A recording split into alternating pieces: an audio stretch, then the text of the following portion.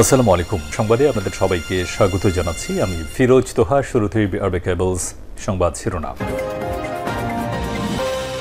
দখলদার ইসরায়েলি বাহিনী Iran Hezbollah হুতি বিদ্রোহীদের মাঝে ভয়াবহ যুদ্ধ শুরু হয়েছে।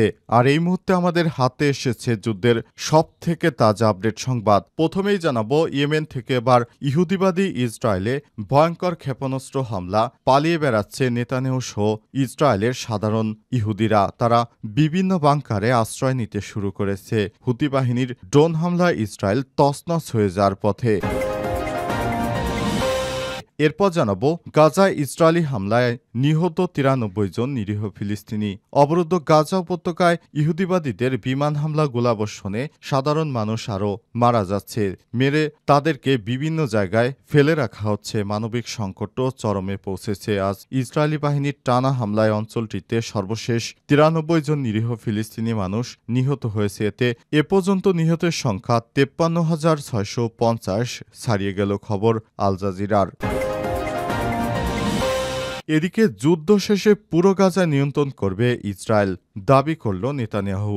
ইহুদিবাদী কট্টরপন্থী নেতানিয়াহু দাবি করেছেন তারা পুরো গাজার নিয়ন্ত্রণ নেবে। যুদ্ধ শেষ হওয়ার পর তারা গাজা পুরো তছনছ করে দেবে এবং গাজার সম্পূর্ণ নিয়ন্ত্রণ তাদের হাতে থাকবে বলে এমনটাই দাবি করেছে পৃথিবীর নিকৃষ্ট এই ইহুদিবাদী ইসরায়েলের প্রধানমন্ত্রী বেঞ্জামিন নেতানিয়াহু।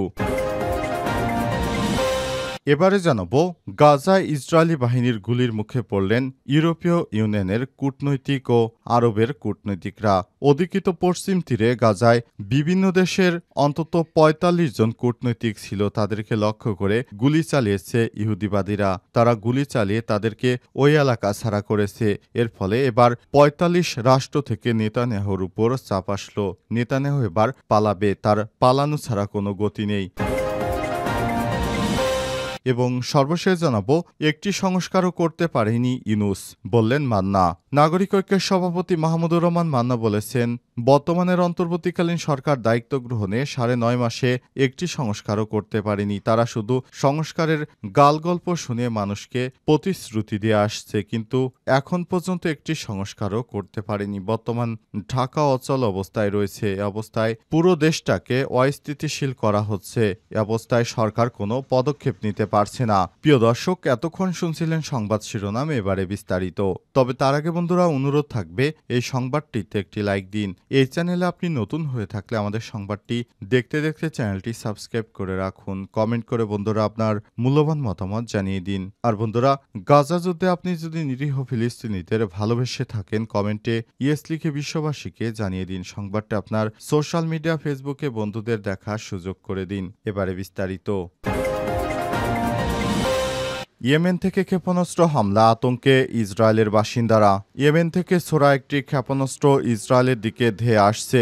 এই খবর শুনেই সেখানে আতঙ্ক ছড়িয়ে পড়ে। এরপর সেটিকে প্রতিহত করার চেষ্টা করছে আইডিএফের সেনারা। আজ এই ঘটনাটি ঘটে যার পরপরই ইসরায়েলের মধ্যাঞ্চলে একযোগে সতর্কতামূলক সাইরেন বাজানো হয়। এতে রাজধানী তেল আবিব, পশ্চিম তীর জেরুজালেম সহ বিস্তীর্ণ এলাকায় আতঙ্ক ছড়িয়ে পড়ে। লক্ষাধিক মানুষ তখন বাংকারে পালাতে ছুটে যায়। আইডিএফের এক বিবৃতিতে বলা হয়েছে, ক্ষেপণাস্ত্রটি নির্ধারিত পথে শনাক্ত করা হলেও তাৎক্ষণিকভাবে আকাশ প্রতিরক্ষা ব্যবস্থা সেটিকে সফলভাবে ধ্বংস করতে পারেনি। সেটি আংশিকভাবে আঘাত করে এরপর সেটিকে নিষ্ক্রিয় করা হয়েছে। এই ঘটনায় এখন পর্যন্ত বেশ কিছু হতাহতের ঘটনা ঘটেছে। এই ঘটনার পর ইসরায়েলি সামরিক বাহিনী একটি পূর্ণাঙ্গ তদন্ত শুরু করেছে। তবে হামলার দায় এখনও কেউ স্বীকার করেনি। ইয়েমেনের হুতি বিদ্রোহীদের এই ধরনের হামলার ইতিহাস থাকলেও এবারের ঘটনায় তারা সরাসরি জড়িত কিনা তা এখনও নিশ্চিত হওয়া যায়নি। ইসরায়েলের প্রধানমন্ত্রী বেঞ্জামিন নেতানিয়াহু এবং প্রতিরক্ষামন্ত্রী ইয়োব গ্যালেন্ট পরিস্থিতি নিবিড়ভাবে পর্যবেক্ষণ করছেন এবং আকাশ প্রতিরক্ষা জোরদারের নির্দেশ দিয়েছেন।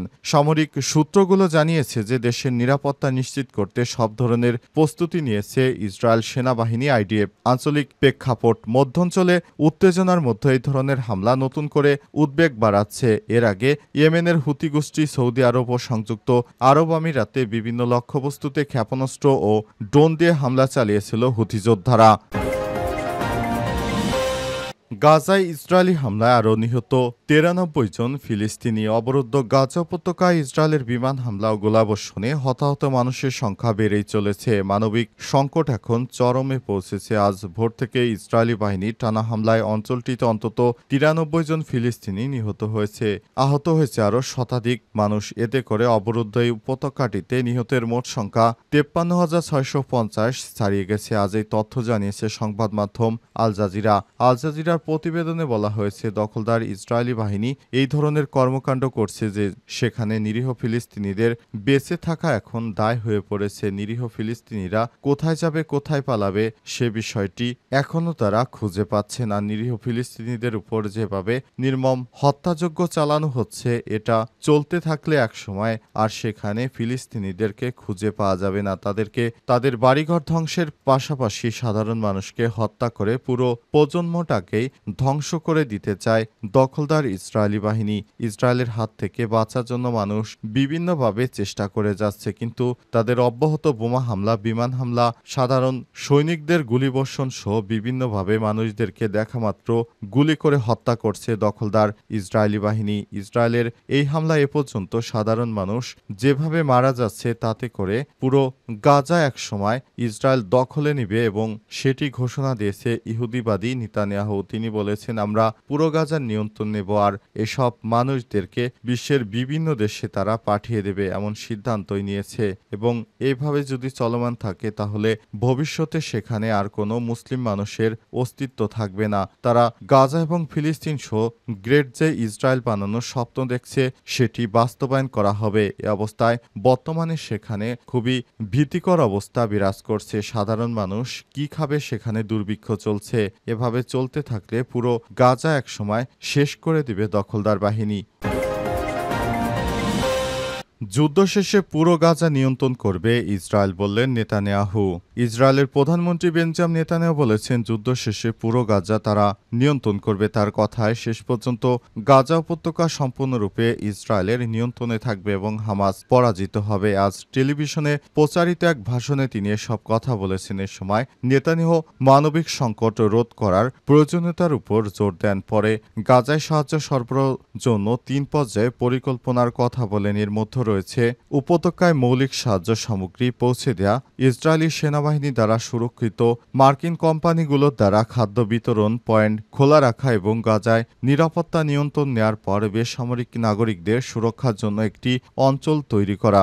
ইতিমধ্যেই ইসরায়েলি সরকার গাজায় সামরিক অভিযান বন্ধ এবং মানবিক সাহায্য প্রবেশের অনুমতি দেওয়ার জন্য ক্রমবর্ধমান আন্তর্জাতিক চাপের সম্মুখীন হচ্ছে। যদিও এসব চাপ প্রত্যাখ্যান করেছে নেতানিয়াহু। ইসরায়েলের প্রধানমন্ত্রী তার ভাষণের শুরুতেই বলেছেন, হামাসকে পরাজিত করার জন্য ইসরায়েল একটি স্পষ্ট ও ন্যায্য লক্ষ্য রয়েছে। আমরা শেষ পর্যন্ত এই লক্ষ্য অর্জনে প্রতিশ্রুতিবদ্ধ। আমাদের কাজ এখনও শেষ হয়নি। এ সময় যুদ্ধবিরতি নিয়েও কথা বলেছেন নেতানিয়াহু। তিনি আরও বলেন, গাজায় অন্তত 20 জন ইসরায়েলি বন্দী অবশ্যই জীবিত রয়েছে। যদি জিম্মিদের মুক্ত করার জন্য একটি অস্থায়ী যুদ্ধবিরতি পরিকল্পনা থাকে তাহলে আমরা প্রস্তুত থাকব বলেও জানান তিনি।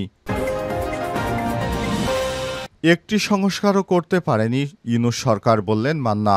নাগরিক ঐক্যের সভাপতি মাহমুদুর রহমান মান্না বলেছেন, অন্তর্বর্তীকালীন সরকার দায়িত্ব গ্রহণে 9.5 মাসে একটি সংস্কারও করতে পারেনি। আজ রাজধানীর জাতীয় প্রেস ক্লাবে বিপ্লবী ওয়ার্কার্স পার্টির সাধারণ সম্পাদক সাইফুল হকের ফ্যাসিবাদ গণ অভ্যুত্থান, বিপ্লবী ও সংবিধান বিতর্ক শীর্ষক বই প্রকাশনা উপলক্ষে আয়োজিত এক আলোচনা সভায় সব কথা বলেন মাহমুদুর রহমান। কালের দাবি প্রকাশনী সভার আয়োজন করে। মাহমুদুর রহমান মান্না আরও বলেছেন, অন্তর্বর্তীকালীন সরকারের সবচেয়ে বড় কাজ হলো নির্বাচনের সংস্কারের ব্যবস্থা করা, কিন্তু এটা একটা সংস্কারের সরকার এ পর্যন্ত করতে পারেনি। অথচ ইউনূস রাজনৈতিক দলগুলোর মধ্যে ন্যূনতম ঐক্যমতের ভিত্তিতে সংস্কার করে নির্বাচনের কথা বলেছিলেন, কিন্তু বর্তমানে ইউনূস সরকার কোনো কথা রাখছেন না। ন্যূনতম ঐক্যমতের ভিত্তিতে সংস্কার করে নির্বাচনে যে কথা বলেছেন, 166টি প্রস্তাবের মধ্যে 146টি সব দল একমত হয়েছে। বেশিরভাগ তথাকথিত ঐক্য রয়েছে। এরপরও নির্বাচন নিয়ে কথা বলছেন না কেন? স্টারলিংকের মাধ্যমে বাংলাদেশের সাইবার সিস্টেম কর্তৃক বিদেশিদের কাছে চলে যাচ্ছে কিনা অন্তর্বর্তীকালীন সরকারের কাছে প্রশ্ন রেখেছেন তিনি। তিনি আরও বলেন, বর্তমানে দেশি বিদেশি পাসপোর্টধারী কতজন আছে সেই হিসাব পাওয়া মুশকিল। ওইরকম একজন মানুষ জাতীয় নিরাপত্তা উপদেষ্টা কিভাবে হয়, যিনি বাংলাদেশে এর আগে কখনোই সিকিউরিটি অ্যাডভাইজার ছিলেন না, তাকে সেই দায়িত্ব দেওয়া হয়েছে।